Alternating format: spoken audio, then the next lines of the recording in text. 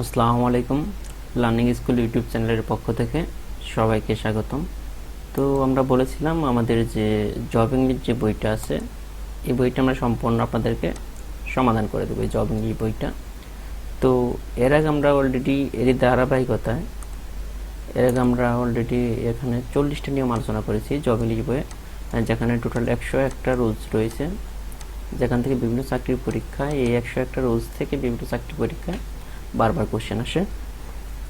তো আরও অধ্যায়ভিত্তিক আলোচনা আছে আমাদের বইয়ে। তো আমরা চাচ্ছি যে এই 101টা রুলস আগে আমরা একদম আপনাদেরকে ক্লিয়ারলিভাবে আলোচনা করে দিতে, যাতে আপনাদের একটা বেসিক একটা আইডিয়া হয়ে যায় যে কঠিন কঠিন বিষয়গুলো খুব সুন্দরভাবে ব্যাখ্যা সহকারে এখানে আলোচনা করা হয়েছে। তো আজকে মূলত আমরা আলোচনা করব এখানে যে এখানে দেখেন যে হু আর হোম, হুইবার আর হচ্ছে হোমিবার, এগুলা কখন বাক্যে ব্যবহৃত হবে, বা দেখা গেল যে বিভিন্ন চাকরির পরীক্ষায় এমসিকিউ আকারে আসে। এগুলা কীভাবে আসে, যে মাঝখানে একটা শূন্যস্থান থাকে আর শূন্যস্থানের মধ্যে 4টা অপশন দেওয়া থাকে, নিচে 4টা অপশন থেকে বলা হয় যে এই 4টার কোনটি বসবে, ওই সেন্টেন্সে কোনটি বসবে। তো আমরা যদি নিয়মগুলো জানা থাকে, যদি টেকনিকগুলো জানা থাকে, তাহলে আমরা খুব সহজেই এই 4টার যেটা বসবে ওইটা আমরা সিলেক্ট করে দিতে পারবো। এখন আসেন, মানে হু মানে কে, এটা আমরা সবাই জানি যে হু অর্থ কে আর হোম অর্থ কাকে। আবার হুইবার মানে যে আর হোমিবার মানে যাকে। আশা করি বুঝতে পারছেন। আর এখানে হু যে, এই হুটা হচ্ছে সাবজেক্টিভ ফর্ম, এটা হচ্ছে সাবজেক্টিভ ফর্ম। সাবজেক্টিভ ফর্ম মানে হচ্ছে এটা সাবজেক্ট হিসেবে ব্যবহৃত হয়। আর হোম হচ্ছে অবজেক্টিভ ফর্ম, এটা সবসময় অবজেক্ট হিসেবে ব্যবহৃত হয় এবং ব্যক্তিকে নির্দিষ্ট করে বোঝায়।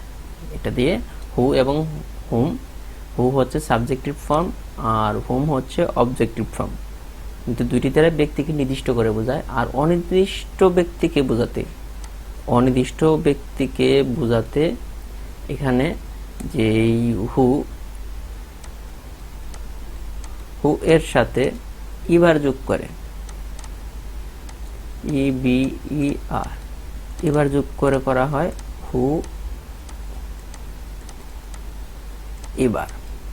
সেমভাবে হোম এর সাথে দেখেন, হোম এর সাথে ইবার যুক্ত করে হোম ইবার গঠন করা হয়।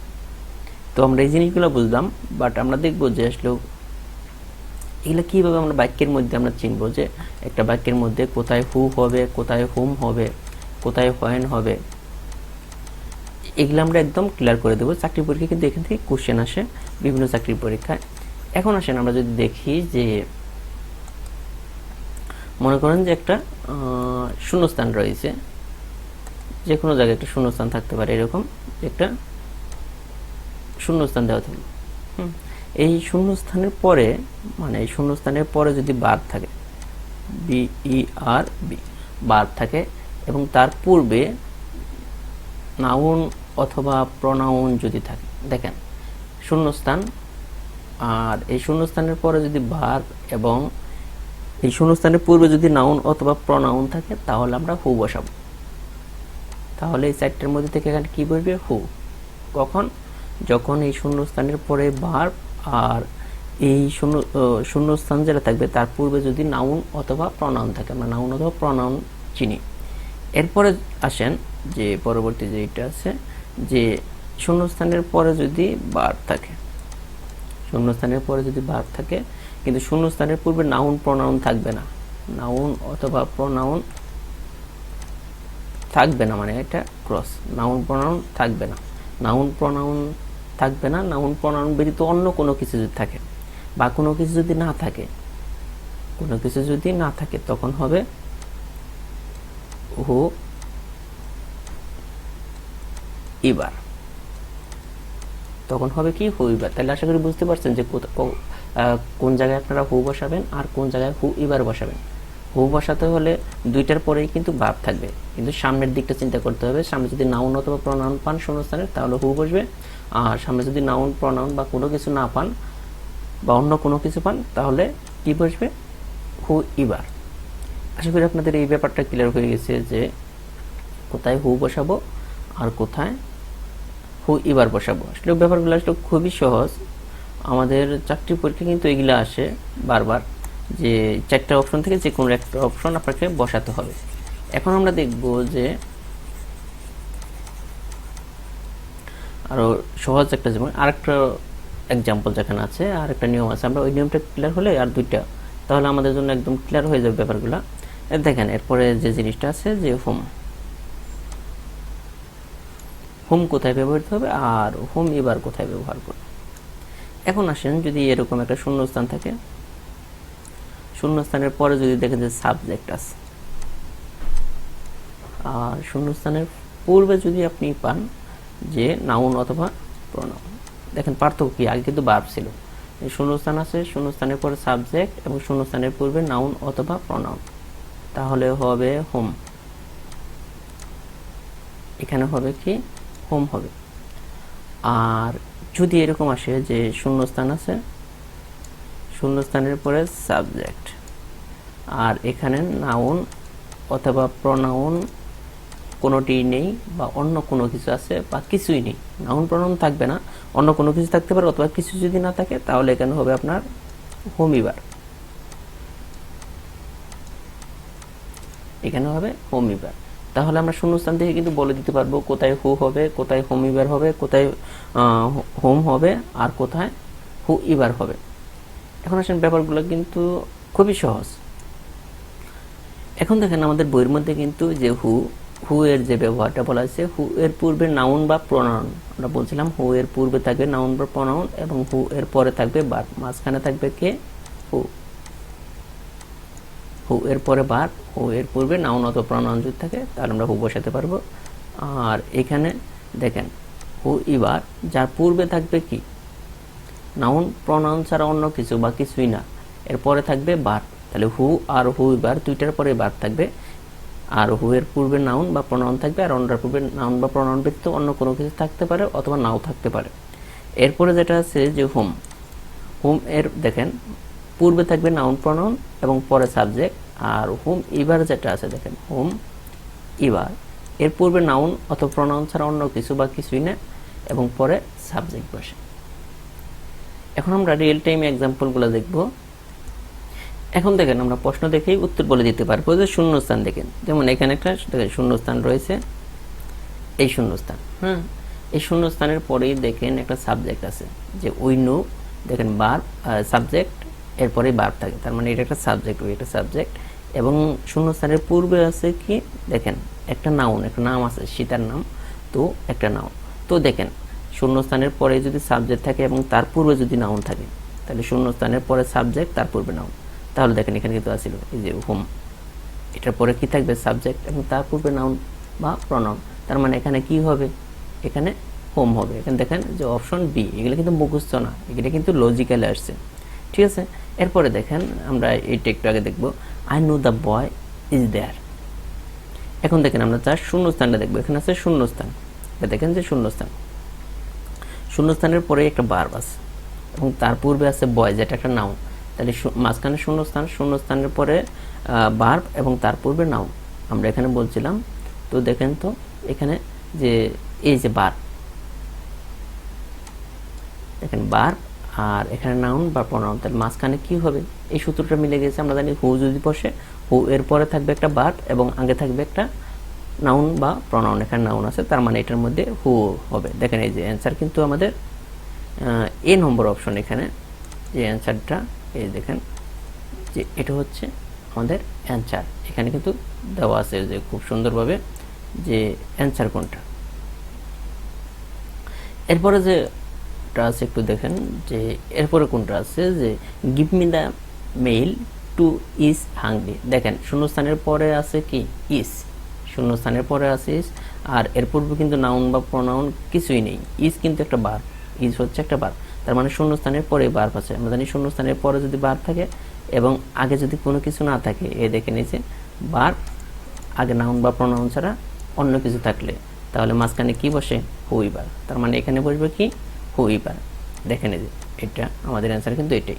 তারপর লাস্ট যেটা আছে যে শুড আই সে সামথিং, এখানে শুডটা আপনি উজ্জ্বল রাখেন। এখানে দেখেন যে এরপরে কি আছে, শূন্যস্থানের পরে একটা সাবজেক্ট আছে, আই সে মানে একটা সাবজেক্ট আছে, তো আমরা বলছিলাম শূন্যস্থানের পরে যদি সাবজেক্ট থাকে এবং আগে যদি নাউন প্রনাউন বা ছাড়া অন্য কিছু থাকে বা কোনো কিছু যদি না থাকে, যে এখানে দেখেন শূন্যস্থানের পরে আছে সাবজেক্ট আর এর আগে নাউন প্রনাউন ছাড়া অন্য কিছু বা কোনো কিছু নেই, তাহলে এখানে কি বলবে? হোম ইবার। তার মানে এটার অ্যান্সার হবে কি? হোম ইবার। আশা করি আপনারা বুঝতে পারছেন যে কেন আমরা হো বসাই, কেন হোম বসাই, কেন হোম ইবার বসাই, কেন হোম ইবার বসাই। এরপর আমরা 42 নম্বর নিয়মটা নিয়ে আলোচনা করব, যেখানে দেওয়া আছে কি রিফ্লেক্সিভ প্রনাউন নিয়ে আলোচনা করা হয়েছে। দেখেন সাবজেক্ট যদি নিজে নিজেই কোনো কিছু করা বোঝায় তখন তাকে রিফ্লেক্সিভ প্রনাউন বলে। স্ট্রাকচারটা দেখেন যে পার্সোনাল প্রনাউনের সাথে সেলফ বা সেলফস যোগ হয়ে রিফ্লেক্সিভ প্রনাউন হয়। পার্সোনাল প্রনাউন কোনটা? যেমন মাই, ইউর, তারপরে হার, এগুলোর সাথে কি সেলফ অথবা সেলফস যুক্ত হয়ে রিফ্লেক্সিভ প্রনাউন গঠিত হয়। সবচেয়ে সহজ ভাষায় বলে দিই যে রিফ্লেক্সিভ প্রনাউন আছে শেষে যদি কোনো ওয়ার্ডের শেষে যদি আপনারা পান SELF অথবা SELBES, তাহলে এরা হয়ে যাবে রিফ্লেক্সিভ প্রনাউন। এখন আসেন যে রিফ্লেক্সিভ প্রনাউন, দেখেন রিফ্লেক্সিভ প্রনাউন ভার্বের পরে অবজেক্ট হিসেবে ব্যবহৃত হয়। রিফ্লেক্সিভ প্রনাউন কি বসে? অবজেক্ট হিসেবে ব্যবহৃত হয়। কার পরে? ভার্বের পরে। রিফ্লেক্সিভ প্রনাউন সবসময় ভার্বের পরে বসে, এটা আপনাকে বুঝতে হবে যে রিফ্লেক্সিভ প্রনাউন ভার্বের পরে বসে। আর এখানে আরেকটা জিনিস আপনাকে বুঝতে হবে যে বাক্যের অর্থ জোর প্রদানের জন্য ইহা সাবজেক্ট এবং ভার্বের মাঝে বসে। যেমন সাবজেক্ট আর ভার্ব এর মাঝখানে এখানে রিফ্লেক্সিভ প্রনাউন বসতে পারে। কি বসতে পারে? Reflexive pronoun. আর এইখানে যদি রিফ্লেক্সিভ প্রনাউন বসে, কোনো রিফ্লেক্সিভ প্রনাউনকে যদি আপনি সাবজেক্ট এবং ভার্বের মাঝে পান, তাহলে তাকে বলা হয় এমফ্যাটিক প্রনাউন। এটাকে বলা হয় কি? Emphatic pronoun. আর সবচেয়ে মজার বিষয় হচ্ছে আমরা যে জিনিসটা এখন দেখব যে এই যে কিছু ভার্ব আছে দেখেন, যেমন অ্যাভেইল, অ্যাবসেন্স, তারপরে আছে কিল, প্রাইড, প্লাউমি, একজাট ইত্যাদির পরে সাধারণত রিফ্লেক্সিভ প্রনাউন হয়। এগুলার পরে আপনি এগুলা মনে রাখবেন, এগুলার পরে সবসময় আপনাকে রিফ্লেক্সিভ প্রনাউন ব্যবহার করতে হবে। আর এটা মনে রাখার কৌশল হচ্ছে আমাদের বই দেওয়া আছে দেখেন যে কাপিলা, কেতে কিল মানে হত্যা করা, এরপরে রিফ্লেক্সিভ প্রনাউন বসে। তারপরে এখানে হচ্ছে অ্যাভেইল মানে সাহায্য করা, আর প্রাইড অথবা প্লাউমি মানে অহংকার করা, একজাট মানে জারিত করা, আর অ্যাবসেন্স মানে অনুপস্থিত থাকা। তো আপনি চাইলে এই টেকনিকটা দিয়ে মনে রাখতে পারেন। তারপর যে জিনিসটা আছে যে আমরা যদি দেখি যে এখন আসেন যে আমরা কিছু এক্সাম্পল দেখব যে আমাদের রিয়েল টাইম এক্সাম্পলগুলো আসলেও কেমন, যে রিফ্লেক্সিভ প্রনাউন থেকে যে কোয়েশ্চেনগুলো আসছে। যেমন আই সার্টেনলি স্টিম মানে আমরা জানি সম্মান করে, এখানে সাবজেক্টের পরে ভার্ব, এটা তো আমরা জানি অ্যাডভার্ব, সাবজেক্টের পরে ভার্ব আছে। আমরা জানি যে রিফ্লেক্সিভ প্রনাউন ভার্বের পরে বসে, ভার্বের পরে সবসময় কি বসে? অবজেক্ট হিসেবে রিফ্লেক্সিভ প্রনাউন। তো এখানে কিন্তু মি, মাই হবে না, আমরা জানি যে ভার্বের পরে সাবজেক্ট এবং ভার্ব এরপরে অবজেক্ট হিসেবে এখানে যে আসবে সে হবে কি? Reflexive pronoun. তো এখানে অবশ্যই ভার্বের পরে মাইসেলফ হবে। এটা কিন্তু দেখেন যে স্বাস্থ্য মন্ত্রণালয়ের উপসহকারী প্রকৌশলী আসছিল। তারপরে বলা আছে which of the following has an emphatic use of the reflexive pronoun. এটাও কিন্তু আসছে যে কোথায় এমফ্যাটিক ইউজ হয়েছে। আমরা জানি যে সাবজেক্ট এবং ভার্বের মাঝে যদি রিফ্লেক্সিভ প্রনাউন থাকে তাহলে তাকে বলা হয় এমফ্যাটিক রিফ্লেক্সিভ প্রনাউন। আমরা এখানে খুঁজবো যে সাবজেক্ট এবং ভার্বের মধ্যে কোনটা আছে। যেমন শি, সো, তো এখানে সাবজেক্ট এটা, ভার্ব এটার মাঝে কিছু নাই, রিফ্লেক্সিভ প্রনাউন না, এটা কিন্তু বাহিরে, তাহলে এটা এমফ্যাটিক হবে না। তারপরে এখানে আছে হি ডিড দ্য ওয়ার্ক, যেমন হি ডিড দ্য ওয়ার্ক, সে কাজটি করে। তো সাবজেক্ট এবং ভার্বের মাঝে নেই, এটা আলাদা আছে। কিন্তু এইখানে এসে দেখেন যে এটা সাবজেক্ট আর এখানে হচ্ছে ভার্ব, এর মাঝখানে আছে কি? Reflexive pronoun. তো এটা হবে এমফ্যাটিক প্রনাউন। আশা করি আপনারা বুঝতে পারছেন যে কোনটাকে রিফ্লেক্সিভ প্রনাউন নিয়ে কোশ্চেন আসলে আশা করি আপনারা পারবেন। আর আমাদের বইয়ে যে এই যে এগুলোর পরে সবসময় রিফ্লেক্সিভ প্রনাউন আসে, এই ভার্ব কয়টা মনে রাখবেন। এরপর আমরা যে নিয়মটা নিয়ে আলোচনা করব, তো এই নিয়মটা একটু দেখেন। এটা হচ্ছে যে কোয়াসিপেসিভ ভার্বকে প্যাসিভ করার নিয়ম। অনেক সময় এখান থেকে চাকরির পরীক্ষায় কোশ্চেন আসে, খুব গুরুত্বপূর্ণ একটা নিয়ম। তো এটা আপনারা দেখেন যে এখানে কি আছে, আমাদের কোয়াসিপেসিভ ভার্বকে কি করার নিয়ম, প্যাসিভ করার নিয়ম। আমরা এই জিনিসটা দেখব যে কোয়াসিপেসিভ ভার্বকে কিভাবে প্যাসিভ করা যায়।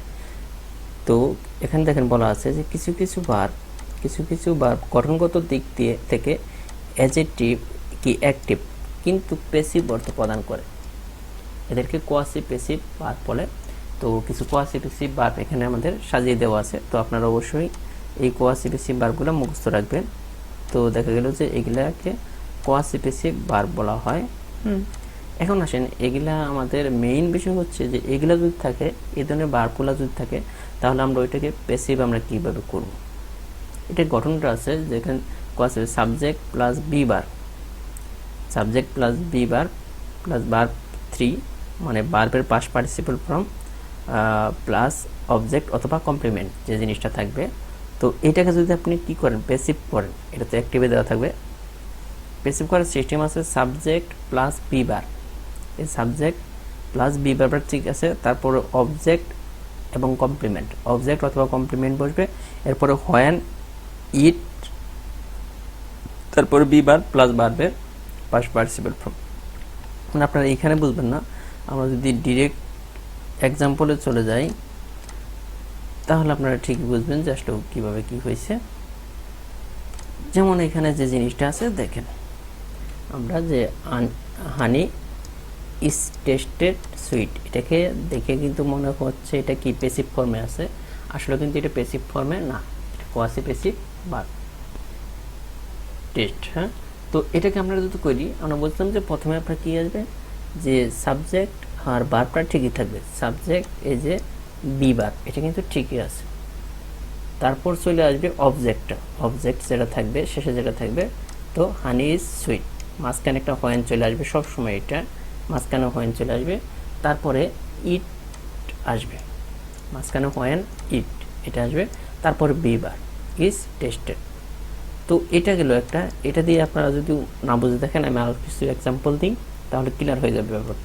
দেখেন আমি এক্সাম্পল নিয়েছি যে দ্য বেড ফিলস সফট, তো এটা আমরা কি বলছিলাম যে এটাকে আপনার প্যাসিভ করতে হলে, এখানে যেহেতু ফিলস আছে দেখেন, তাহলে কোয়াসিপেসিভ ভার্ব আছে, তো এটা কি করতে হলে প্রথমে এই পর্যন্ত ঠিকই থাকবে, দেখেন দ্য বেড সাবজেক্টটা ঠিকই, এখানে একটা ইজ চলে আসবে যেটার মধ্যে দ্য বেড ইজ, এ যেটা অবজেক্ট আছে এটা সামনে চলে আসবে, ইজ সফট, তারপরে বলবো কি when it is, when it is, দেখেন এই যে ফিলসের পাস্ট পার্টিসিপল ফর্ম হয়ে যাচ্ছে ফিল্ড, FELD। তাহলে আশা করি বুঝতে পারছেন যে the bed is soft when it is field. তারপরে আরেকটা এক্সাম্পল আমরা দিতে পারি, যে এখানে যদি আমরা একটু লিখি, দেখেন আরেকটা এক্সাম্পল আমরা বলতে পারি যে the story reads funny, read কিন্তু কোয়াসিপেসিভ ভার্ব, দ্য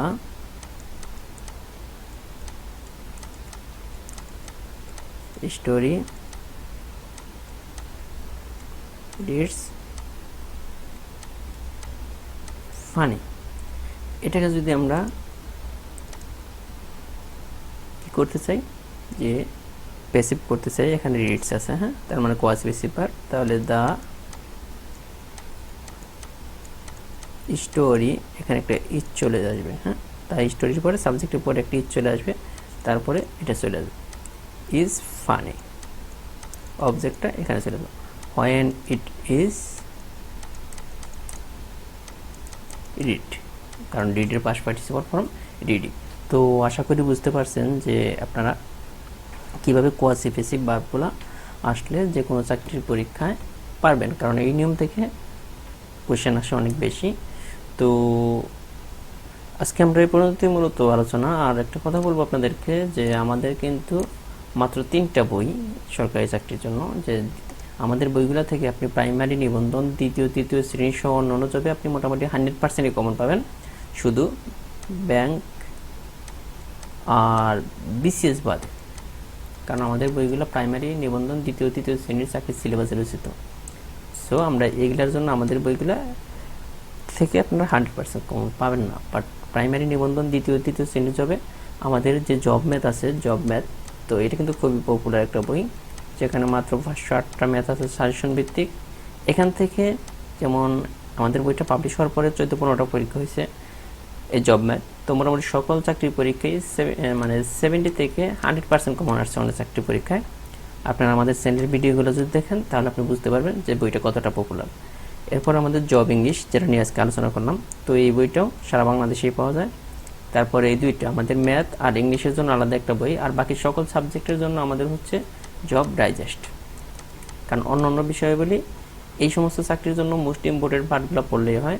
তো মোস্ট ইম্পর্টেন্ট পার্ট মিলে 5টা সাবজেক্ট মিলে, যেমন বাংলা, কম্পিউটার, বিজ্ঞান, সাধারণ জ্ঞান, বাংলাদেশ বিষয়গুলি, আন্তর্জাতিক বিষয়গুলি, এই প্রত্যেকটা পার্ট মিলে আমাদের একটা বই, ছোটো একটা বই, জব ডাইজেস্ট। এই 3টা বই আমাদের প্রিলিটেক্স সেট। আরেকটা বই রয়েছে জব রিটেন ম্যাথ। যাদের রিটেন ম্যাথ বিভিন্ন চাকরি পরীক্ষায় রিটেন হয়, তো আপনারা আমাদের রিটেন ম্যাথ বইটা দেখতে পারেন। তো আজকের মতো এ পর্যন্তই। ধন্যবাদ সবাইকে, ভালো থাকবেন, আল্লাহ হাফেজ।